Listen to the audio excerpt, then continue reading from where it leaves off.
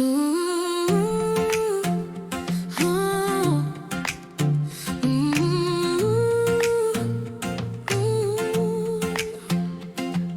The Center for Spiritually Integrated Arts, a beloved community we choose to be, where art, life, and spirituality connects you and me. Science of mind and spirit, the foundation we teach and live. Love, joy, and belonging are the gifts we have to give. Our consciousness, our being, open at the bottom, open at the top. We're not simply one with God, but we are it itself. It will never stop. SIA, our spiritual center, family and home. It's where we come to practice and remember there is only one life, one mind, one infinite, eternal, self-existent. 'Cause we pause, embodying all that we are. We shine like a glorious star. Our consciousness, our being, open at the bottom, open at the top. We're not simply one with God, but we are it itself. It will never stop. SIA, our spiritual center, family and home. It's where we come to practice and remember there is only one.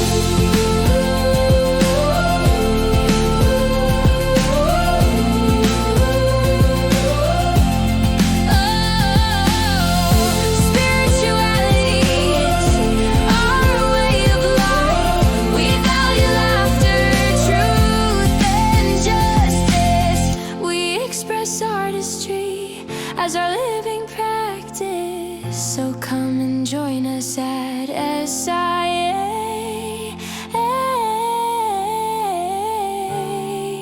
Know you found a community that will love you every day.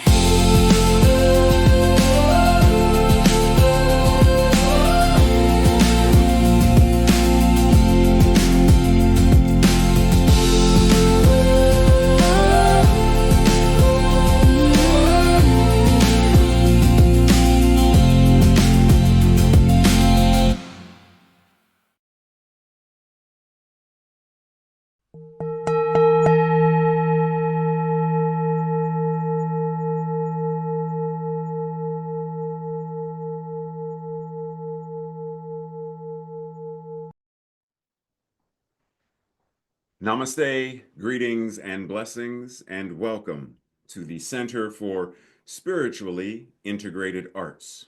This is our Sunday message, and I am Reverend Dr. Raymont Anderson, the founder and spiritual director of this center.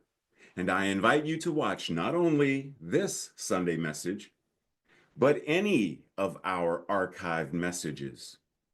I invite you to join any classes or events that we have going on. I invite you to reach out and email if you have any questions. Questions about this community, questions about me, questions about what we do, or questions about this science of mind and spirit, liberation theology that we practice and teach. And if by chance you find yourself seeking beloved community with other like-minded beings, even if you already belong, are a member of another community, church, or center, you are more than free to have multiple affiliations wherever you are fed and find community. You are invited. And lastly, feel free to click like, subscribe, and share this or any other message or announcements with others in your circle. And with that, much appreciation, love, and blessings. Enjoy the message.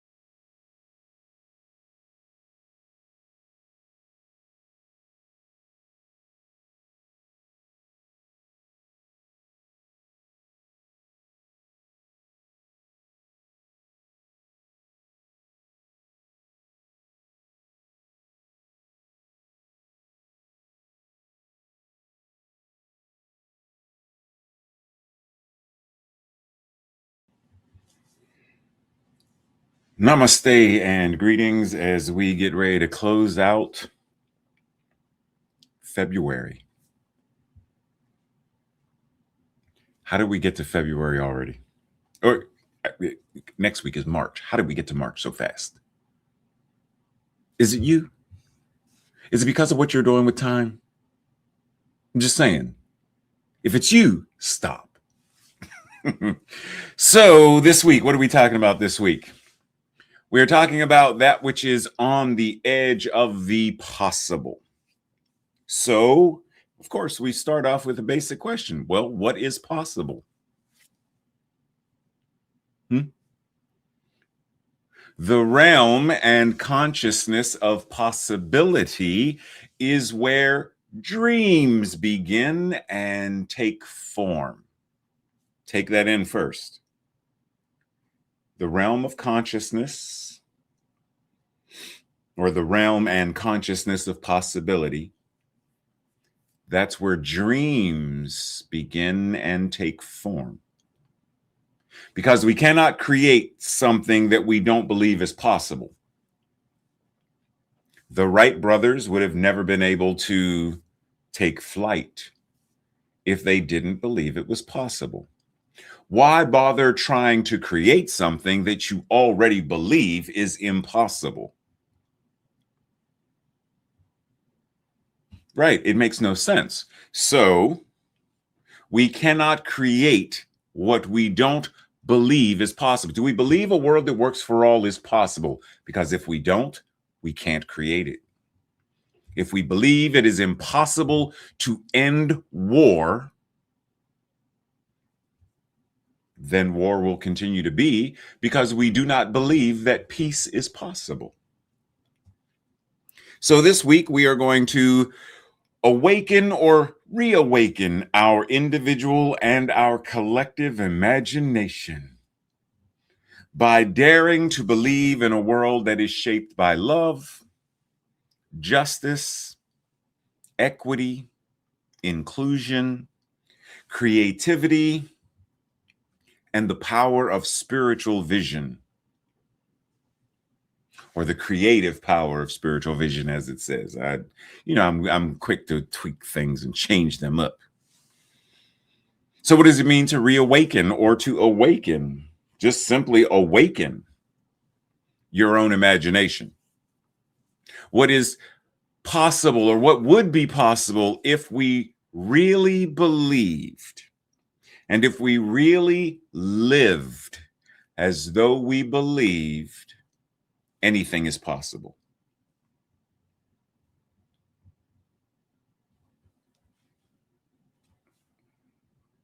It was just a question.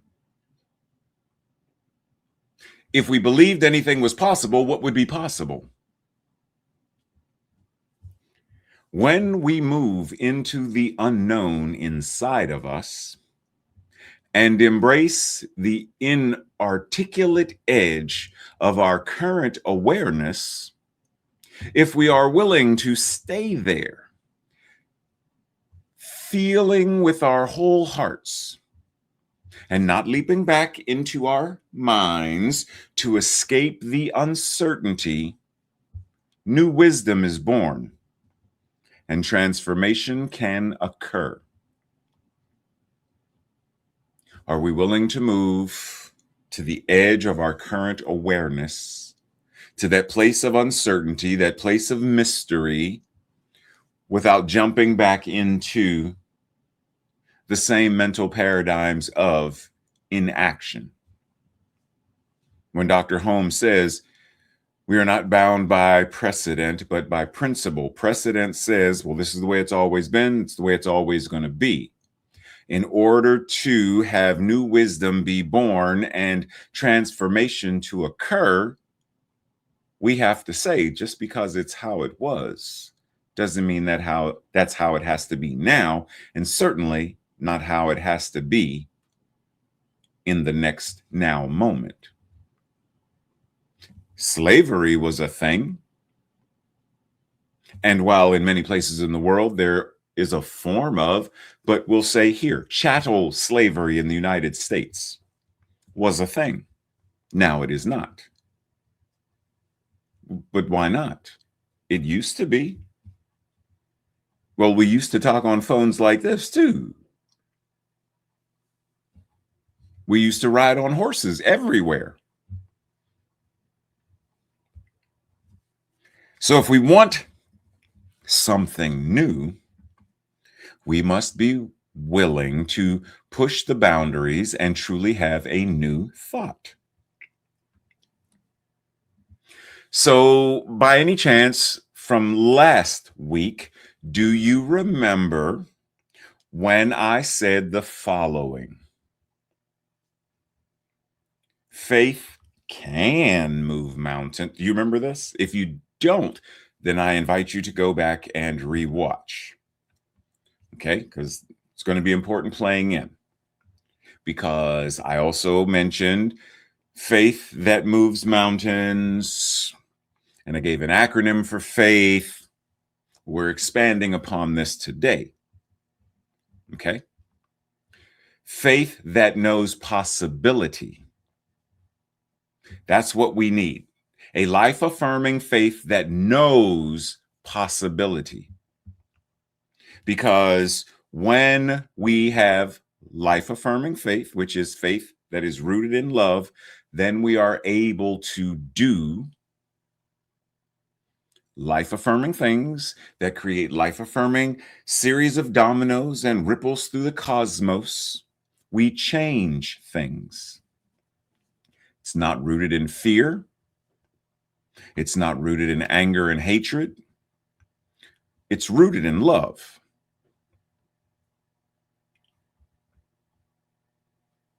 Now, why is love so, okay, so it's rooted in love. Well, two verses from the Bible that we're going to start off with. And I know some of us are very Bible, but the Bible is a great metaphysical text when we look at it as a novel, look at it as literature.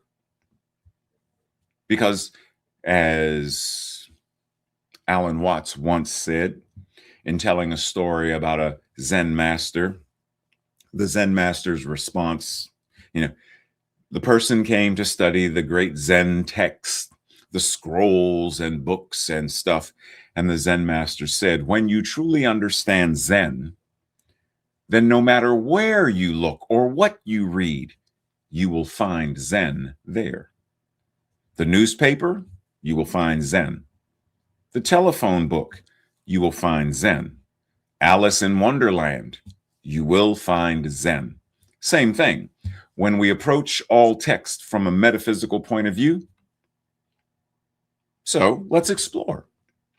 One verse says, love bears all things, believes all things, hopes all things, and endures all things. It also says, perfect love casts out non-life affirming fear. Okay. Now, put that in your mind as we continue, because we're going to massage and tweak some things. So let's go. Love, possibility, is precisely because love is simply another name. It's a synonym for the power and presence we call God, etc. So keep that in mind. Possibility, love bears, endures. Okay, so love is willing to, okay, wait. So possibility exists because love exists.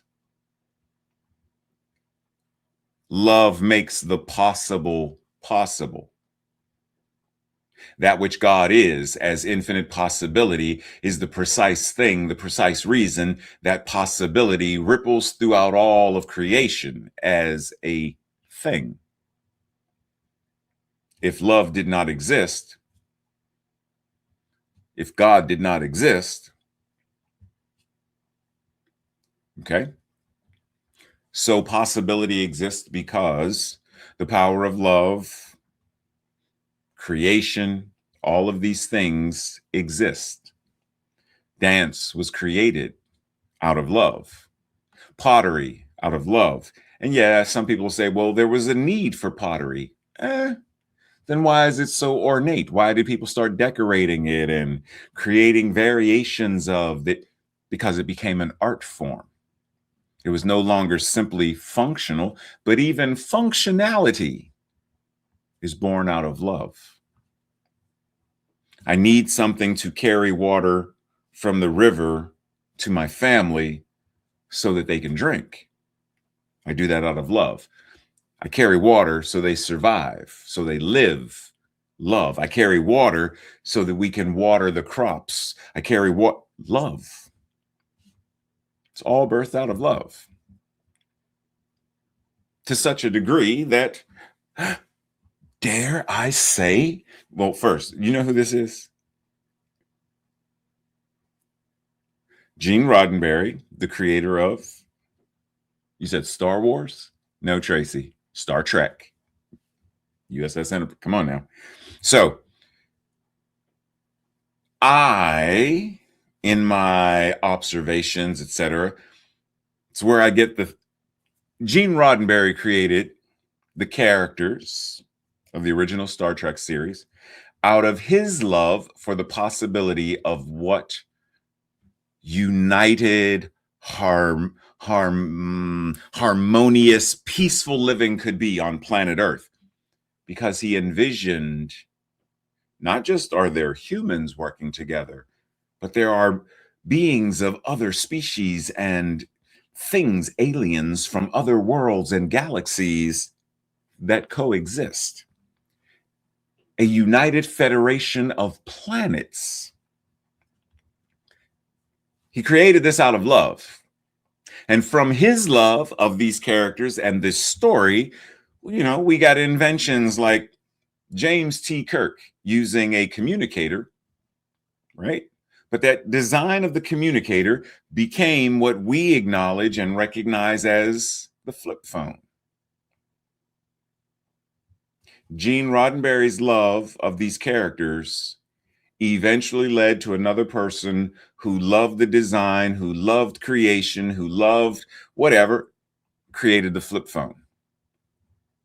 It all births from the same thing. We can fast forward. Same, era of creation, imagination, births Star Trek: The Next Generation. Well, many things changed. They didn't communicate with communicators on, it was the tap, right? But they also had touch screens. The entire console, no more dials and levers, it was all touch screen.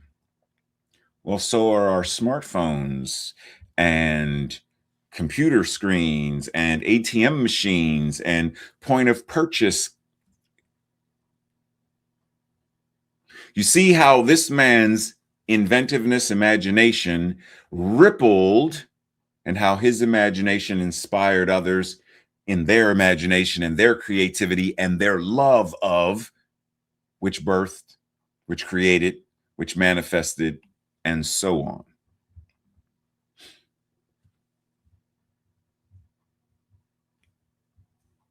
You catching the?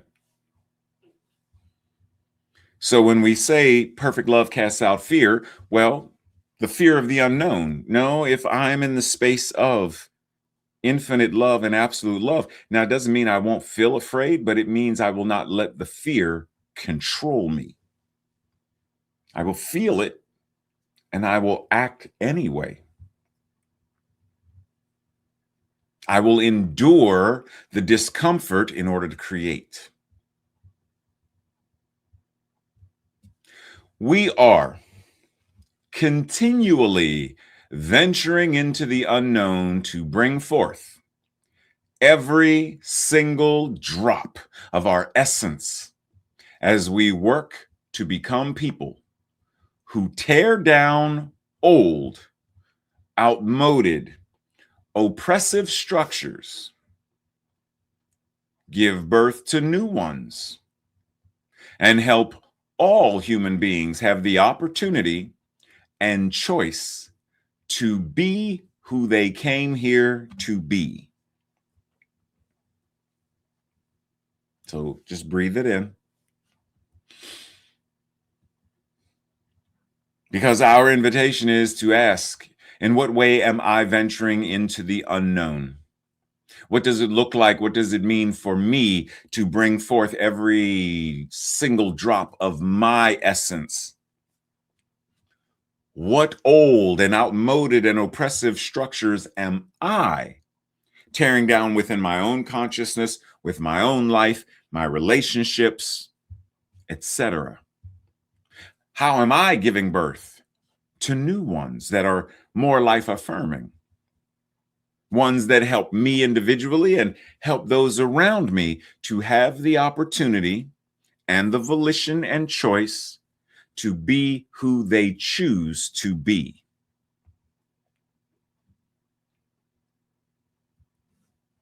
So you may also remember from last week when, we shared this. Vulnerability is the birthplace of innovation, creativity, and change. And so we remixed it, which we're going to remix it again. Vulnerability, when approached effectively, yields innovation born out of imagination, unrestrained by shame or limitation. Now, I know a lot of people don't like vulnerability, but when we approach it effectively, it will yield greater innovation. Innovation, think back to Gene Roddenberry in Star Trek. In order for, okay, so let's look at it this way, because you may be asking, well, how was Gene Roddenberry being vulnerable? In bringing his idea forth, which many people, you're creating what? A television show that what? No, a lot of people weren't interested. They're like, go somewhere with that. These things have happened to many people over the years. Whoopi Goldberg, George Lucas, many people. Vulnerability says, this is my idea and I must do what I can to bring it forth and give it life. So when it is approached effectively, as it was with him, it yielded innovation, cultural innovation, societal innovation, scientific innovation.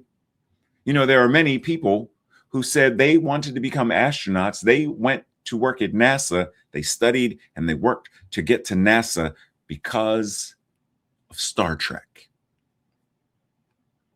Many women because they saw Lieutenant Uhura. So, yields innovation that is born out of our imagination. It is unrestrained. There is no need for shame. There is no need for limitation. We simply hold the vision and we act. We hold the vision of what might be, what we believe is possible, and we act. And from that vulnerability, you brothers are crazy. Y'all trying to fly. Y'all stupid. But from their vulnerability, what was yielded? Many versions of the flying machine. To such a degree that now flying is a common mode of transportation for hundreds of thousands, if not millions of people every day.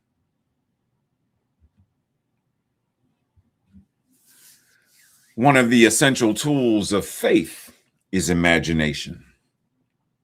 Every journey into the unknown requires imagination, which is the ability to see things, to feel things, to know things that are not yet visible and not yet manifest and tangible. George Lucas saw, now it tweaked and changed and evolved as he created, but he already saw the space cowboy epic. And it birthed. It became form. It became a film. It became all that it is now as a worldwide phenomenon of many stories and action figures and games and posters and.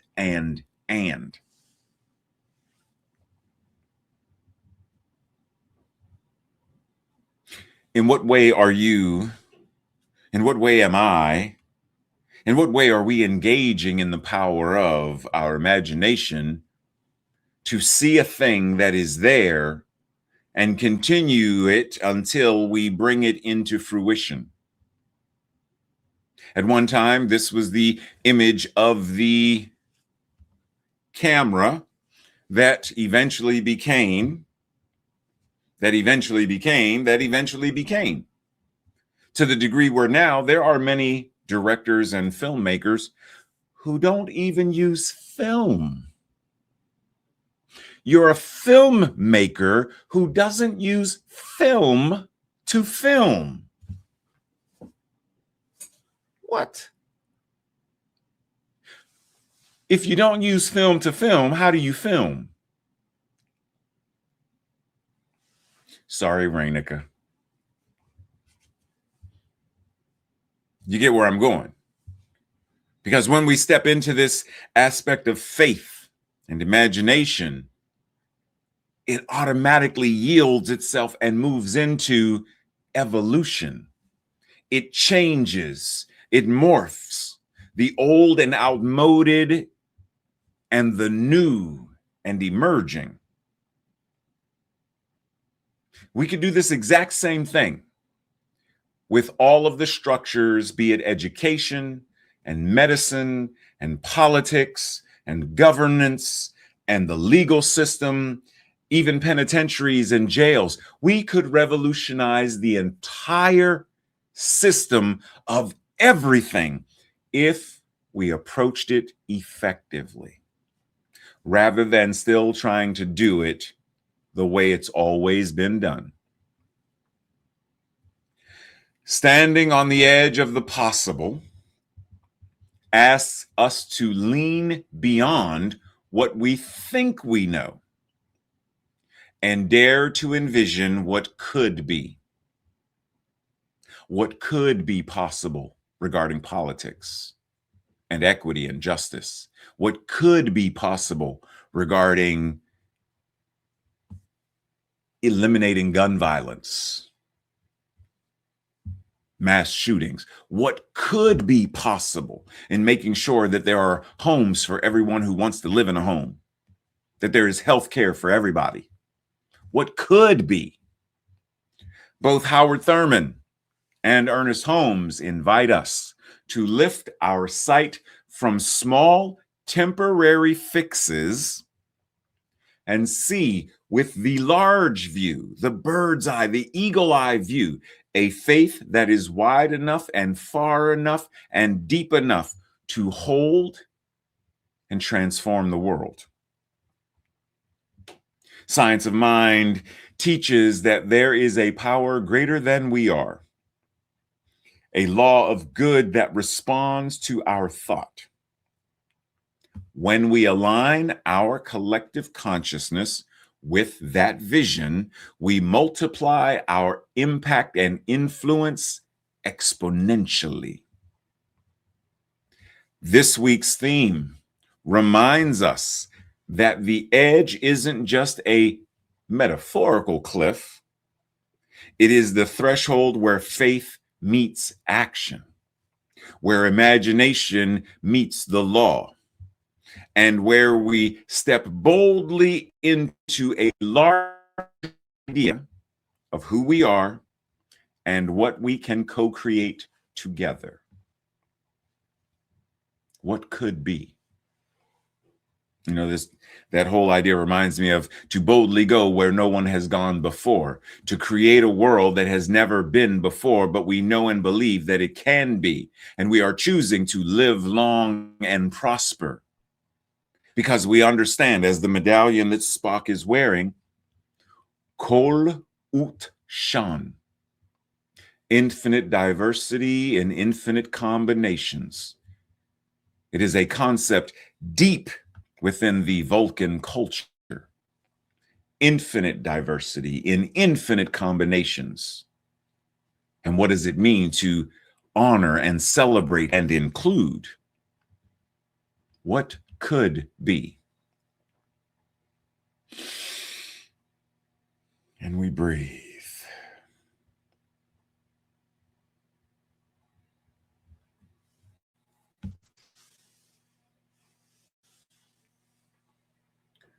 To discover that the many are the one,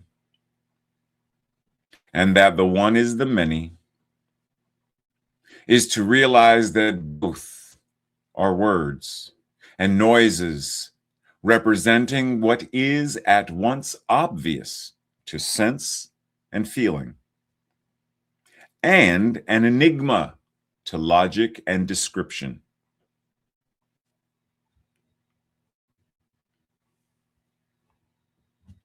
Note how this is similar to what we say within Science of Mind and New Thought. There is only one. There's only one life. And yet there are countless, infinite diversity in infinite combinations of animals and plants, humans, insects. To discover that the many are the one, and that the one is the many, is to realize that both are words and noises representing what is at once obvious to sense and feeling, yet an enigma to logic and description. How can the many be one and the one many, but it's one? There's only one human race, which is made up of all humans. That which is humanity is a one, and yet all of us are expressions of humanity. And within each of our expressions, there is infinite diversity as it shows up through our age, gender, marital status, education, religious beliefs, ethnicity, and more.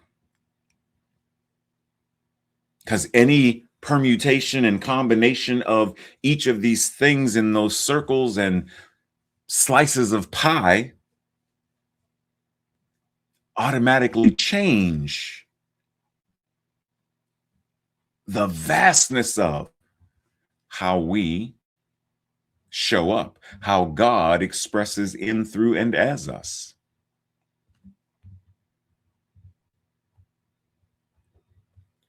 We have not yet done what I believe we should do with our membership.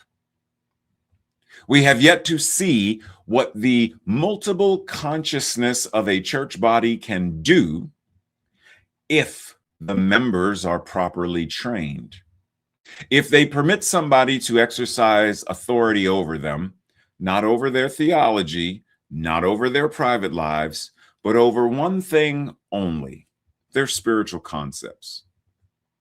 In other words, to understand that there is a law of good, there is a power in the universe greater than we are, and we can use it, and in fact, already are, and it will multiply its effects 1,000 times through the united consciousness of a group.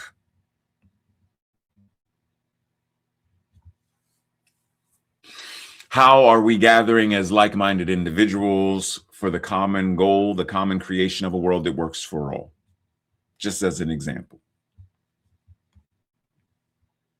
When was the last time you engaged in a conversation, a strategy planning committee, if you will, specifically speaking to, okay, so how do we create a world that works for all? Who's bringing the bricks? Who's bringing the nails and the hammer? Who has the saw? Where's the land? Did we start excavating? Who's got the blueprints? Who's drawing the blueprints? Who's in charge of interior decorating? When was the last time you had that conversation with a team of people who are ready, willing, and able to begin the process of creating a world that works for all. What did he say? It will multiply its effects 1,000 times through the united consciousness of a group. So, in what way are we gathering as community? In what way are we supporting one another as community? In what way are we ensuring that the Jedi of community is, No, right. The one time I'm not talking about that Jedi, but I'm speaking about justice, equity, diversity, inclusion. In what way are we ensuring that all of that is a part of every single beloved community? So that every person, every consciousness can all be gathered together so that everyone's voice, everyone's imagination, everyone's faith is automatically part of the conversation.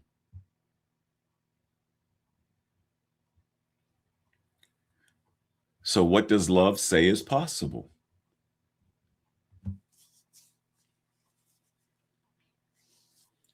All freedom. Let's pause for a second. I want you to marinate on that previous one of what does love say is possible? All freedom journeys require an open mind, a mind that is not conditioned by past knowledge and experience, but open to possibility. Unless one is capable of imagining another possibility, one cannot free oneself from bondage. It's one reason why we talk about being open at the top, to which I always add open at the bottom, because unless we can have a new thought, unless we can tear down the old, outdated, outmoded, ineffective, and replace it with that which is more effective, that which is more life affirming,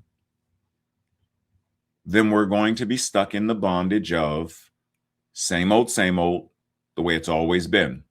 Corrupt politics, corruption and greed and selfishness, I, me, war and rumors of war. Like, it's going to continue to be that. The only way we get out of bondage is we must move beyond the old, conditioned, past ideas of, well, this is how we use the phone. We would have never gotten to smartphones by staying here. We would have never gotten to jets and things had we stayed with, okay, slide the cardboard on here, and if I flap hard enough,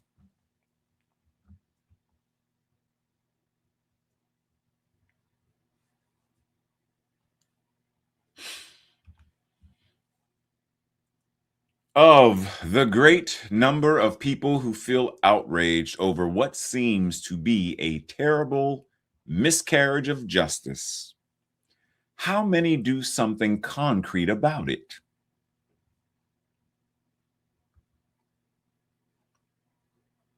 All the energy is exhausted in such remarks as, oh, how awful, what a tragedy, something ought to be done, what a shame.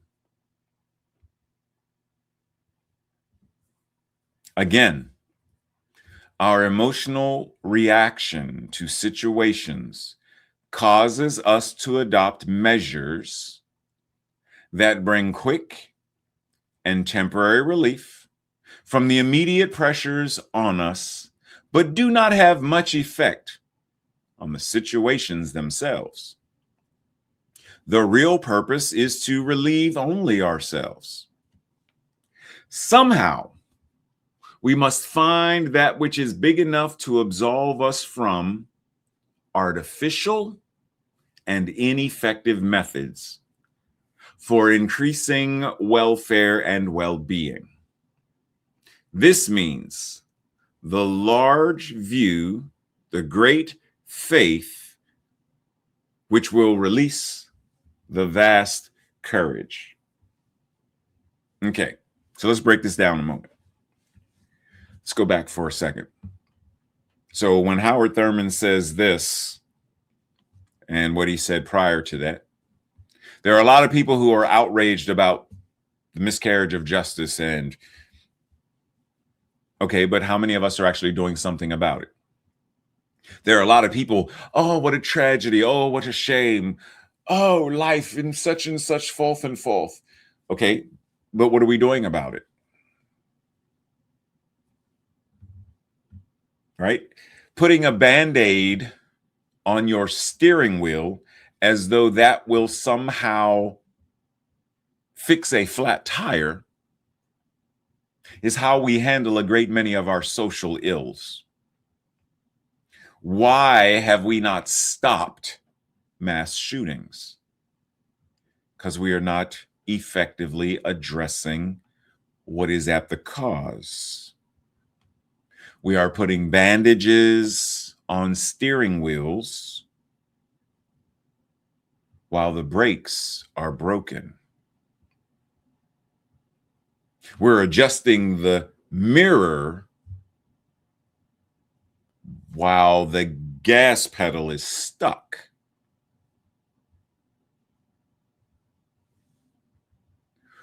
We're rolling down the windows while there's a fire in the trunk.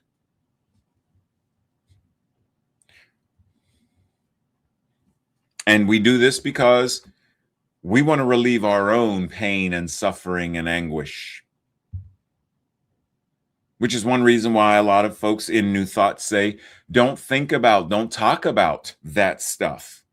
They bury their heads in the metaphysical sand because in their mind, ignorance is bliss. If I don't see it, if I don't talk about it, then it doesn't exist. La, la, la, la, la, la, la, la, la.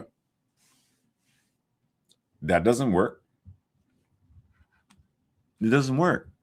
So we have to increase our consciousness, our imagination, and our willingness to push the boundary of what's possible in order to truly transform and create a world that works for everyone, where true liberation is actually how we are living. So once again, what does love say is possible regarding that?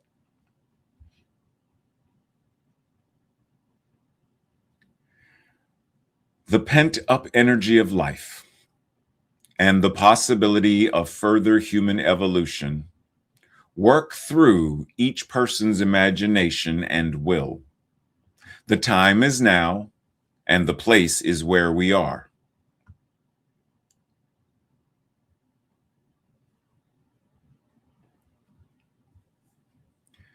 The energy of life and the possibility of further human evolution work through your imagination, my imagination, our imagination, and our ability to be inspired and act.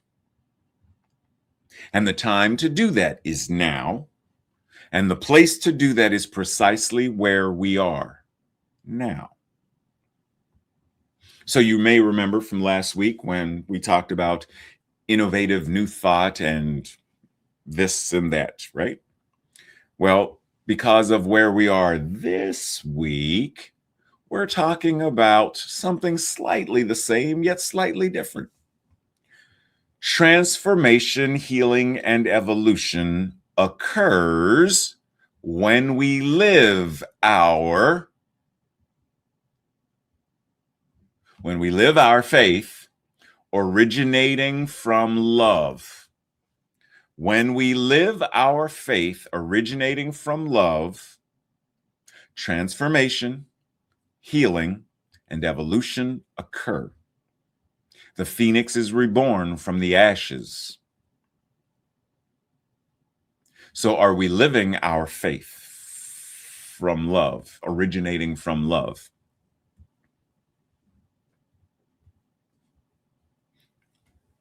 Are we living, not thinking it, not even practicing it? Are we living it? We don't practice breathing. We breathe. And many other things, we don't practice doing it. We do it. Now, if something catastrophic happens and, there's an injury or whatever, yes, some people have to relearn, well, sort of relearn how to walk or relearn how to talk because they have to go through whatever, but it's already there because it was there before the injury or accident or whatever. So it's still there. So they're bringing it back. But it's not like when we were kids and, first born, and I've never walked before. So like this is a brand new thing. Well, it's not brand new. You were walking before the accident. You may not remember that, but we remember it for you. And we know that it's possible, which is why we are here with you to help you regain that ability. Are we living our faith?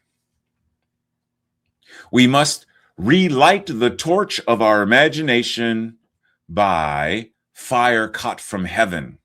We must remain faithful to this vision, for a realization of the presence of God is the secret power for our work.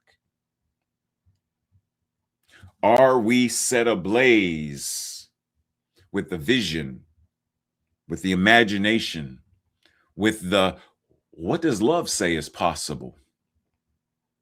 Now, note this concept of fire cut from heaven within our we believe statements. What do we say about heaven? We believe that heaven is within and that we experience it to the degree that we become conscious of it. Are we conscious of this secret power? It's not a secret, but are we conscious of this power and this presence that is living, moving, and having its beingness as us? Are we putting it to use?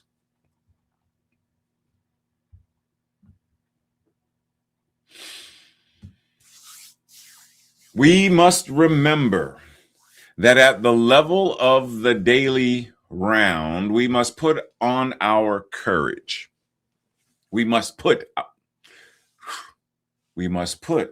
our own courage, gentleness, and kindly devotion at the disposal of simple community in our homes, in our work, and in our play. We must put our courage, gentleness, and kindly devotion to use. The good deed continues to be good. The kind word continues to be kind. The cup of cold water given to the thirsty continues to be refreshing and reassuring. The need for love is as urgent and as desperate as ever it was. Faith in life, faith in oneself, faith in one another, faith in God, faith as God. These are the necessities for our peace and healing and transformation. Now, note, he didn't say once in a while. He said daily. We are what we repeatedly do.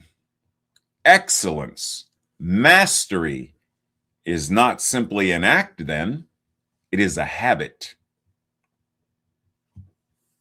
In what ways are our habits demonstrating love, faith, imagination?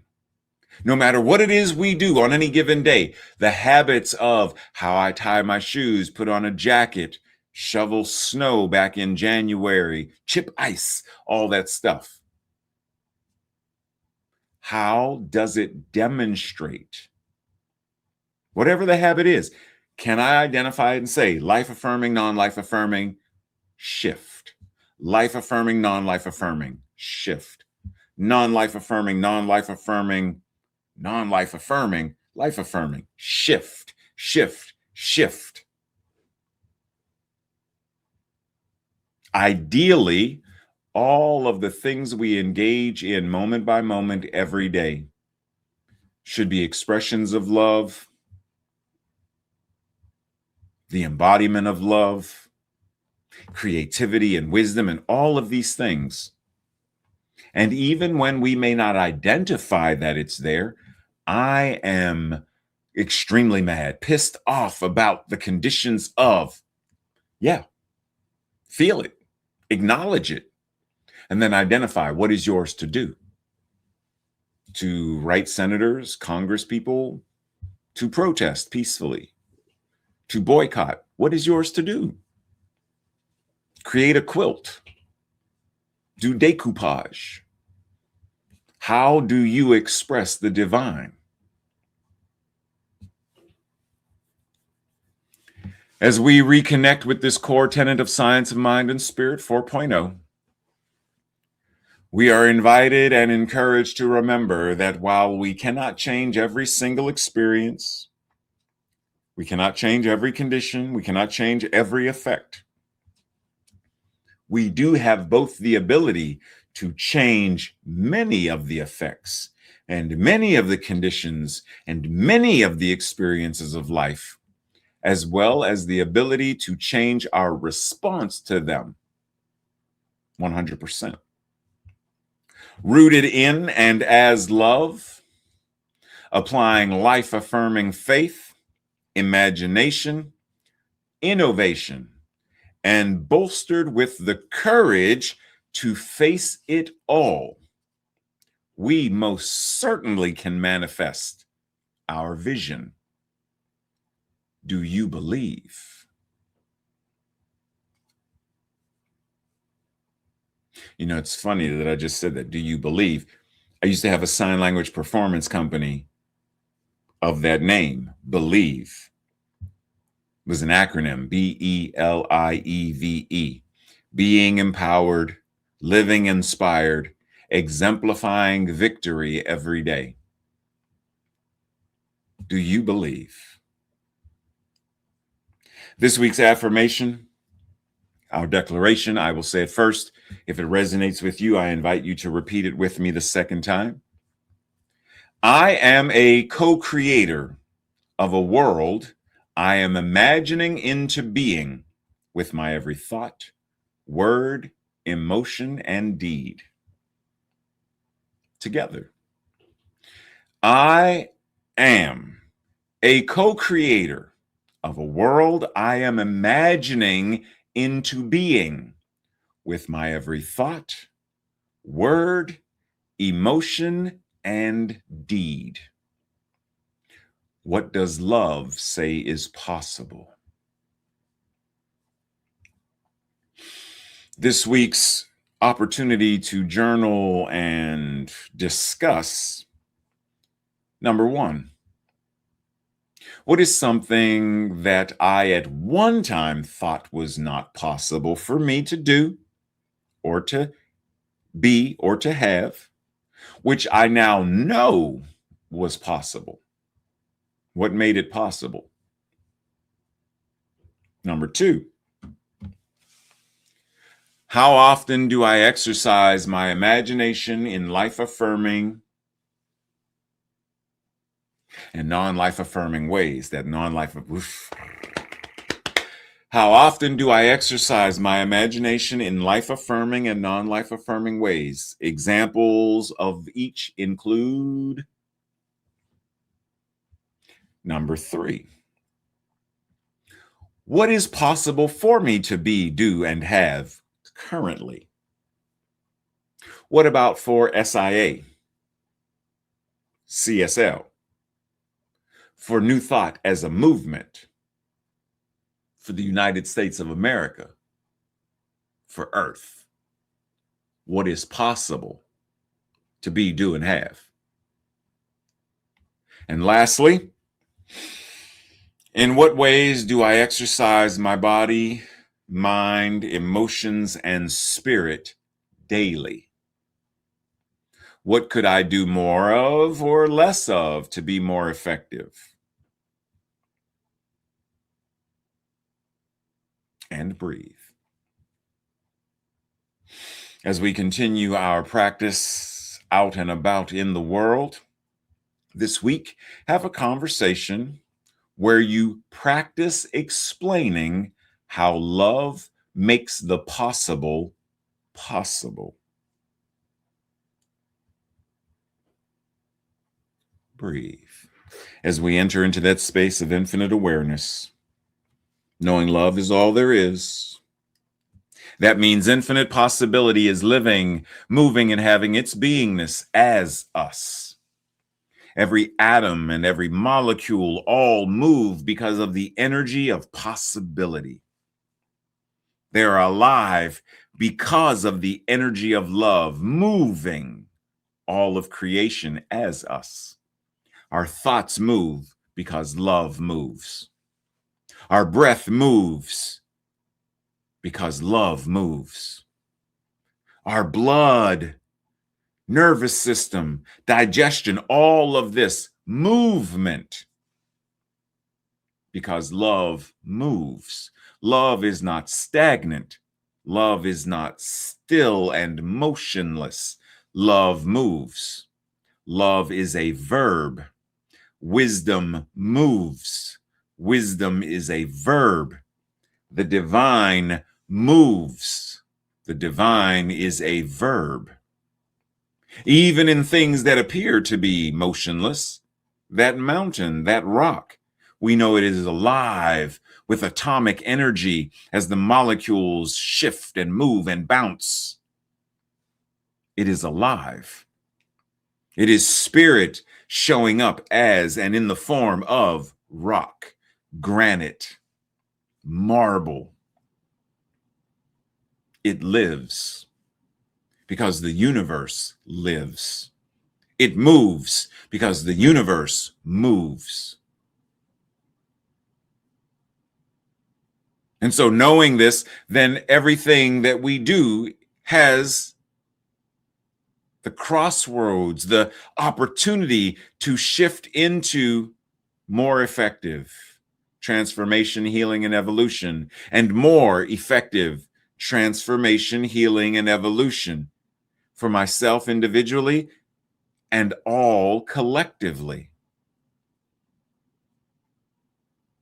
But I must choose to wax on and wax off. I must choose to live the principles, not just talk them, not just attend and practice them during a workshop. I must embody and live them.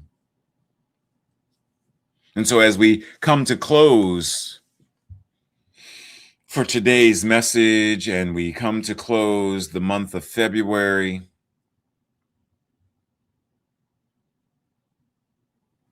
we breathe, knowing that with the next moment, the next day, the next new now moment is the next new now opportunity to reimagine, to build or rebuild, to form or reform. Whatever it is that we need to build and create, envision and manifest, heal and transform to create a world that works for all. The moment is now. The place is here, right where we are. We are the amen of the universe itself, which means it's already forming, it's already moving, and it's already shifting. But there is greater transformative power that happens when we do so collectively. I alone can build a house, but together, what would take me 5 years to do, we can do in 5 weeks. And so we breathe, seeing it already formed and knowing that it is so. and we push. What does love say is possible? And we push. What does love say is possible? And we push. And so it is.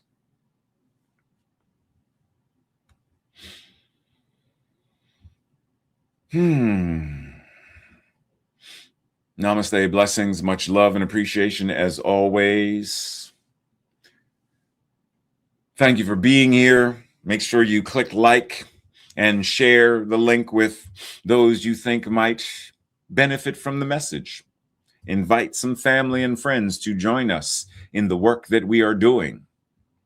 But other than that, make sure your week is full of fun, full of joy, full of love, full of imagination. What does love say is possible? Now live that.